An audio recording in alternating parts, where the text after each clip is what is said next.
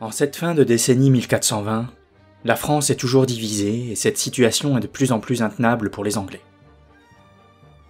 Même si l'armée française a de nouveau été détruite sous les murs de Verneuil et que Charles VII est incapable de lancer des opérations de grande envergure au nord de la Loire, la survie politique du Valois est une insulte permanente pour ceux qui prétendent régner sur la totalité du royaume de France. Passer la Loire, prendre Bourges, détruire le parti armagnac et soumettre une bonne fois pour toutes les Français qui résistent à l'envahisseur. Voilà les objectifs du régent Bedford. Or, pour passer la Loire, il faut d'abord prendre les villes fortifiées qui enjambent le fleuve et qui sont toujours fidèles à Charles VII. La cible des Anglais, c'est Orléans. Orléans prise, c'est la signature de l'arrêt de mort du royaume de Bourges.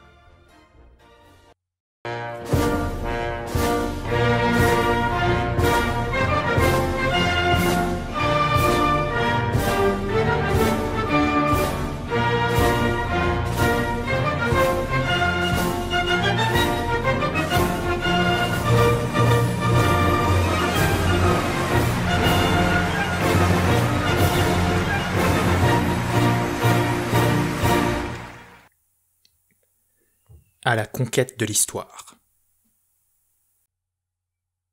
Orléans assiégé.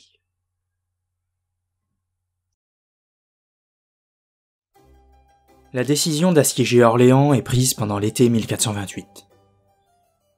Salisbury, surnommé Sale Brebis par les Français, débarque à Calais accompagné d'une forte armée qu'il complétera avec des troupes anglaises déjà stationnées en France, ainsi que quelques contingents bourguignons. La troupe prend alors la direction d'Orléans. Orléans n'est pas une ville comme les autres. C'est d'abord un carrefour, un lieu d'échange, un port sur la Loire et un pont qui permet de franchir le fleuve. Les ponts, comme les gués, ont toujours été en nombre limité sur ce fleuve inconstant animé par de grandes crues. Le pont d'Orléans, qui permet de traverser la Loire, est donc un ouvrage stratégique. Il en existe évidemment d'autres, mais c'est l'un des rares à permettre le passage de convois importants, et c'est l'un des plus larges et solides de son temps. Verrou naturel de la Loire, Orléans a subi plusieurs sièges et batailles qui ont marqué la mémoire collective au cours de son histoire. Comme la destruction de la ville par César suite à la révolte des Carnutes, le siège de la ville par les Huns d'Attila ou encore la bataille qui vit s'affronter les Visigoths et les derniers Gallo-romains d'Aegidus. Par ailleurs, c'est une ville importante, et avec ses 30 000 habitants, elle est de la taille de Rouen, la capitale de la Normandie, et son université concurrence en prestige celle de Paris. C'est donc une ville stratégique, autant militairement que symboliquement que les Anglais veulent capturer. Sur le chemin d'Orléans, Salisbury prend le temps de nettoyer ses voies d'approvisionnement des troupes armagnaques et de s'emparer des places fortes de la région, comme Main-sur-Loire et Beaugency. C'est dans cette dernière qu'il traverse la Loire, puis il remonte vers Orléans, s'empare de Jargeau tandis que les Bourguignons capturent Sully-sur-Loire. Le 7 octobre, le village d'Olivet, juste au sud d'Orléans, situé sur la route de Bourges, est capturé. L'étau se resserre sur la ville. Le capitaine anglais arrive ensuite devant Orléans le 12 octobre, tandis que Bedford s'installe à Chartres pour superviser les opérations et organiser l'approvisionnement en vivres. Pendant que le siège se met en place, des protestations s'élèvent dans le camp français. En effet, le code de l'honneur chevaleresque interdit de s'en prendre aux possessions d'un prisonnier. Or, le duc d'Orléans est captif à Londres depuis la bataille d'Azincourt, et ses biens, que ce soit des châteaux, des terres ou des villes, ne devrait donc pas être la cible de ces geôliers. Mais on l'a vu à de multiples reprises au cours de cette guerre, et notamment à Azincourt, les Anglais ne s'embarrassent guère des questions d'honneur. Derrière les murs d'Orléans, on fait grise mine, et on a peu d'espoir de repousser les Anglais. En effet, le meilleur capitaine de Charles VII, c'est Arthur de Richmond, mais à l'heure actuelle, il est en guerre ouverte contre La Trémoille, le nouvel homme fort du royaume de Bourges. Alors que ses meilleurs hommes de guerre s'écharpent dans un conflit fratricide, Bedford peut lui compter sur les capitaines expérimentés et valeureux, comme Salisbury, Suffolk ou encore Talbot. Charles VII ne peut finalement compter que sur le jeune et fougueux Jean, bâtard d'Orléans qui n'a que 26 ans, et est encore relativement inexpérimenté. Celui qui deviendra plus tard le comte de Dunois est le fils illégitime de Louis d'Orléans et de Mariette d'Enghien. Depuis que son demi-frère, le duc Charles d'Orléans, est prisonnier des Anglais, il est le seul défenseur des intérêts de sa famille. Si Dunois peut compter sur des lieutenants fidèles, braves et durs au mal, comme Raoul de Gaucourt, La Hire et Pothon de Xaintrailles, ce ne sont cependant pas des stratèges. Les bourgeois de la ville joueront eux aussi un rôle crucial à certains moments du siège. Mais ce ne sont que des bourgeois, qui ne sont pas des soldats professionnels et n'entendent pas grand-chose à l'art de la guerre. En tout et pour tout, le bâtard d'Orléans ne peut opposer qu'environ 1000 soldats aux milliers d'anglo-bourguignons qui s'amassent sous ses murs. Malgré un déséquilibre évident des forces, Dunois ne se décourage pas, et c'est peut-être là sa première victoire. Les habitants, eux aussi, ont bien l'intention de résister. Et pour le prouver, ils n'ont pas hésité à raser les faubourgs de leur ville. C'est d'ailleurs courant en cas de siège de détruire les édifices implantés à portée de muraille, susceptibles de servir de point d'appui aux assiégeants. Il y a quand même quelques raisons de garder espoir. Ça fait maintenant 15 ans que le plus clair du budget municipal est consacré à la fortification de la ville. Adossé à la Loire, Orléans est entouré d'une forte muraille longue de 4590 mètres et renforcée de 30 tours. Le large pont de pierre, convoitise des Anglais, qui traverse le fleuve est gardé en son centre par la bastide Saint-Antoine, et sur l'autre rive de la Loire, l'accès au pont est protégé par une véritable forteresse, le fort des Tourelles, qui est lui-même protégé par un ouvrage en terre et en bois appelé un boulevard. La garde des remparts est la responsabilité des habitants, et est distribuée entre les métiers, chaque compagnie se chargeant d'une tour.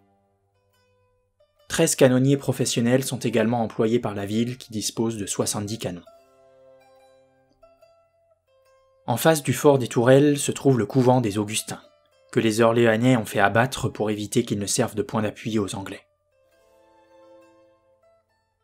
Traumatisé par les chevauchées du prince noir et de son frère Jean de Lancastre au siècle précédent, Orléans est prête.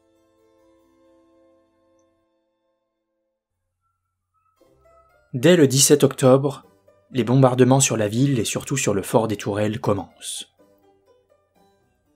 Le 21, un assaut anglais sur la forteresse est repoussé, mais quelques jours plus tard, après une attaque surprise, les Tourelles tombent sous le contrôle des hommes de Salisbury. Dunois ordonne alors de détruire plusieurs arches du pont pour empêcher les Anglais de poursuivre vers l'intérieur de la ville. Orléans est désormais isolé. Salisbury, qui vient superviser les réparations des fortifications du fort des Tourelles, tout juste conquis, est frappé par un boulet tiré depuis les murailles d'Orléans. Atteint en pleine tête, Sale Brebis mourra 3 jours plus tard à Main-sur-Loire. Les Orléanais mettent à profit le moment de flottement suivant la mort de Salisbury pour achever de détruire ce qui reste du pont entre les Tourelles et la Bastille Saint-Antoine, isolant un peu plus la ville. Mi-novembre, Bedford confie la direction du siège à un trio composé du comte de Suffolk, de Thomas de Scales et de John Talbot. Incapables de prendre la ville par un assaut frontal, ils prennent la décision de l'encercler afin de l'obliger à se soumettre. Pendant les mois suivants, les Anglais construisent une ceinture de fortifications pour encercler la ville. Malgré l'arrivée de 1500 Bourguignons en renfort, les travaux qui durent tout l'hiver sont extrêmement compliqués pour les assiégeants. Puisque la garnison orléanaise fait des sorties de manière régulière pour harceler les constructeurs et pour détruire les bâtiments des faubourgs qui pourraient servir de refuge ou de point d'appui aux Anglais en cas d'assaut. Tout l'hiver, les Anglais grelottent de froid sous leurs tentes, et quand ils essaient, par exemple, d'aller couper les vignes des alentours pour en faire du bois de chauffage, La Hire et Pothon les assaillent au milieu de leur besogne. Mais finalement, après des mois d'efforts, les Anglais ont achevé leur construction. Sur la rive sud, ils contrôlent 4 forts. Le fort des Tourelles, capturé aux Français au début du siège, le fort des Augustins, initialement un couvent mais qui a été fortifié par les Anglais. Couvrant le pont à l'est se trouve la Bastille Saint-Jean-le-Blanc, tandis qu'à l'ouest est érigée la Bastille des Champs Saint-Privé. Sur l'île Charlemagne, située au milieu de la Loire, se trouve également un fortin. Sur la rive nord, juste de l'autre côté de l'île Charlemagne, se trouve le plus gros fort anglais, la Bastille Saint-Laurent, qui servira de quartier général aux Anglais. Au-dessus se trouve une série de 4 plus petits forts.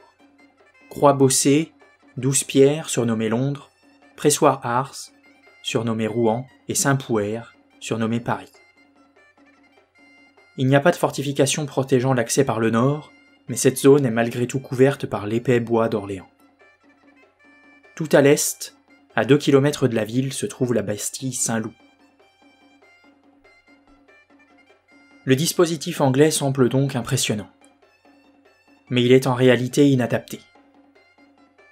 En effet, les fortifications qui sont mal reliées les unes aux autres allongent le périmètre que doivent couvrir les soldats anglais, qui ne sont pas assez nombreux pour le faire de manière efficace. Tous les jours, des hommes entrent et sortent de la ville en profitant des failles dans le dispositif.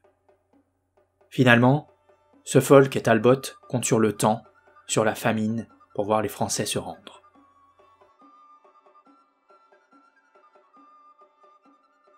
Le siège est émaillé d'escarmouches et de petits affrontements entre les belligérants. Mais on assiste également à des joutes entre hommes des deux camps. 2 Anglais contre 2 Français, ou bien 6 contre 6. On se demande parfois si ce n'est pas plus du divertissement que de véritables combats. Une de ces mises en scène de bataille voit par exemple s'affronter les pages anglais et français qui se retrouvent sur une île de la Loire et se battent avec des paniers en guise de boucliers et des pierres en lieu et place d'armes. Cet affrontement qui fait sourire participe à la formation militaire des adolescents. Il se solde malgré tout par un mort. Tout ceci ne doit cependant pas faire oublier l'objectif des Anglais, la prise d'Orléans. Et pour y arriver, les Anglais reçoivent régulièrement des renforts. 2500 hommes à la fin de l'année 1428 et plusieurs centaines en janvier 1429. Ils ne veulent cependant pas se risquer à lancer un assaut.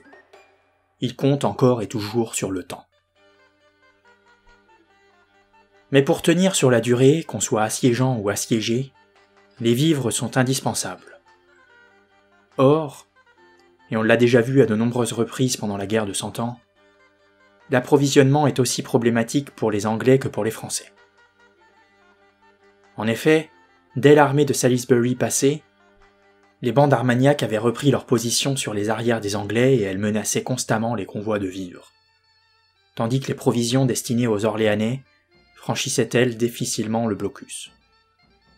De chaque côté des murailles, la famine guette.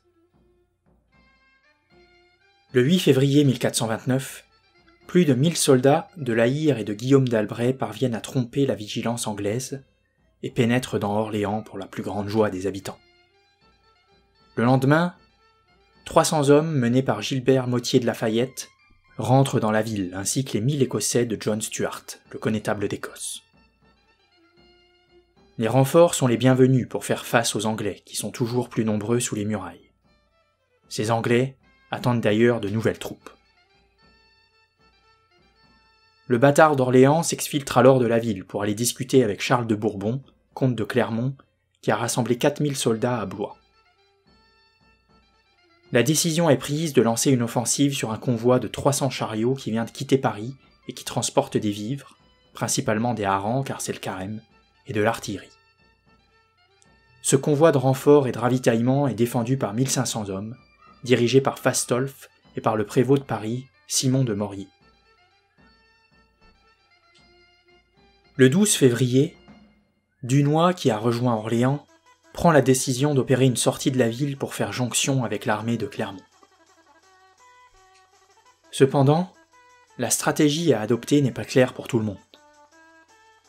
le bâtard d'Orléans, sur les conseils de La Hire et Pothon, a décidé de se placer sur le chemin pour prendre les Anglais par surprise. Ils sont accompagnés par Stuart et ses Écossais. Ils ont avec eux environ 500 cavaliers, quelques fantassins et des archers. Clermont et ses 4000 hommes sont eux à Rouvray-Saint-Denis. Les Anglais, qui ont observé tous ces mouvements de troupes, s'attendent à être attaqués. Ils arrêtent leur convoi et forment un cercle avec leurs chariots, cercle qui est ensuite renforcé par une barrière de pieux pour se protéger d'une charge de cavalerie. Voyant que les Anglais sont en train de fortifier leur position et que les Français et Écossais, qui ne sont toujours pas descendus de cheval, courent au désastre, Clermont envoie plusieurs messages aux bâtards d'Orléans, interdisant toute attaque tant qu'il ne les a pas rejoints. Mais le connétable d'Écosse, impatient, charge les positions anglaises avec 400 chevaliers. Il est accompagné par Dunois qui soit obligé de suivre le mouvement. Immédiatement, les Franco-Écossais s'empalent sur les défenses anglaises et sont rapidement massacrés. Les Anglais poursuivent alors les fantassins survivants dans le plus grand désordre. Voyant ça, La Hire et Pothon rassemblent les fuyards et repartent à la charge avec une 60aine de cavaliers. Ils font de gros dégâts dans les rangs anglais. Mais les deux Gascons, aussi vaillants soient-ils, ne peuvent pas grand-chose contre des adversaires si nombreux et doivent abandonner la lutte. Clermont, qui observe la scène de loin, ne fait rien. Il n'attaque pas. Il s'en va vers Orléans.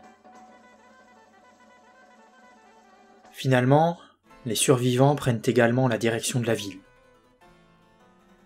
La Hire et Pothon sont les dernières à rentrer dans Orléans. Ils surveillent en effet que les Anglais enfermés dans leurs fortifications ne tentent pas une attaque surprise qui achèverait de détruire l'armée française. Mais les Anglais ne les poursuivent pas plus longtemps et font redémarrer leur convoi pour aller ravitailler leurs compatriotes. L'atmosphère est pesante dans Orléans.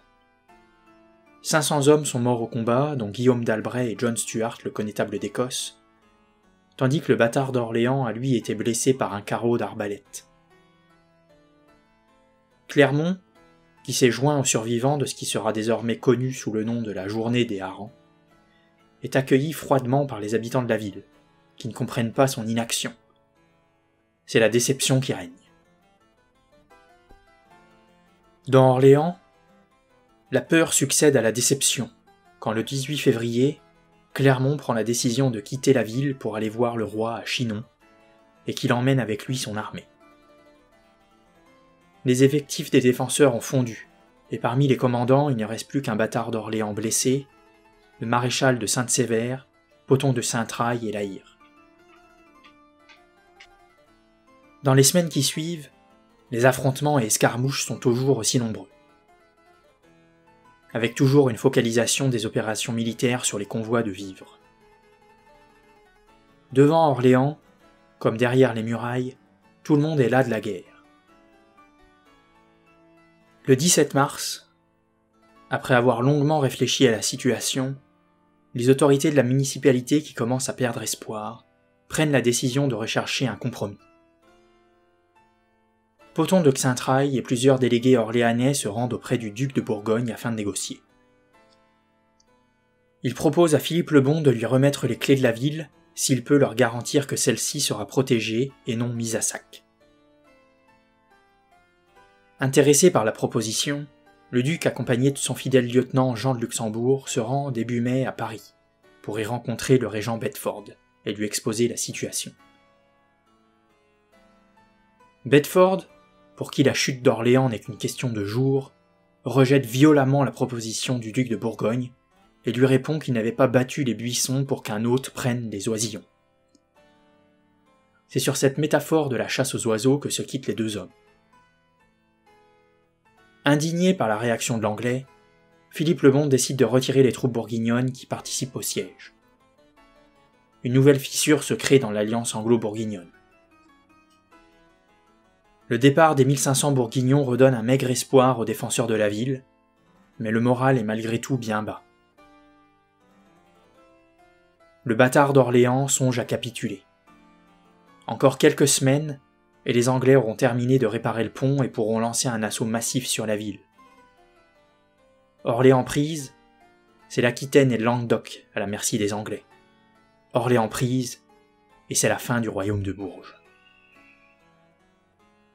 Charles VII est lui aussi épuisé par la situation, et certains de ses conseillers lui enjoignent d'abandonner la partie, de rejoindre le Dauphiné, la Castille ou bien l'Écosse. Il semble sur le point d'abandonner le combat, d'abandonner son royaume, d'abandonner son héritage. C'est alors qu'une rumeur parcourt le royaume de France. Une pucelle envoyée par Dieu est en route pour rencontrer le roi.